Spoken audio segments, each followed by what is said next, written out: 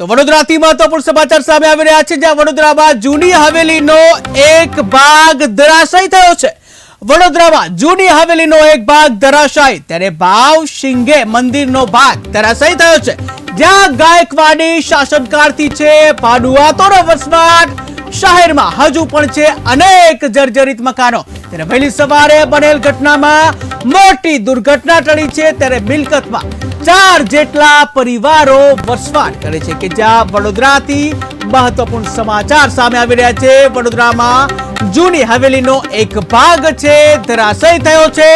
ભાવસિંઘે મંદિરનો ભાગ છે ધરાશાયી થયો છે, ત્યારે ગાયકવાડી શાસનકાળથી છે ભાડુઆતનો વસવાટ, જ્યાં શહેરમાં હજુ પણ અનેક જર્જરિત મકાનો છે। ત્યારે વહેલી સવારે આ ઘટના બની હતી અને તેને લઈને મોટી દુર્ઘટના ટળી હતી।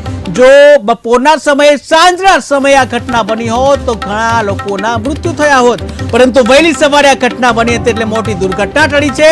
ત્યારે શહેરમાં અનેક આવી જર્જરિત જે કહી શકાય દિવાલો છે, મકાનો છે, ત્યાં જે મિલકતમાં 4 જેટલા પરિવારો પણ વસવાટ કરે છે। ત્યારે આ એક દુર્ઘટના જે સામે આવી છે કે જ્યાં શહેરમાં હજુ પણ અનેક જર્જરિત મકાનો છે।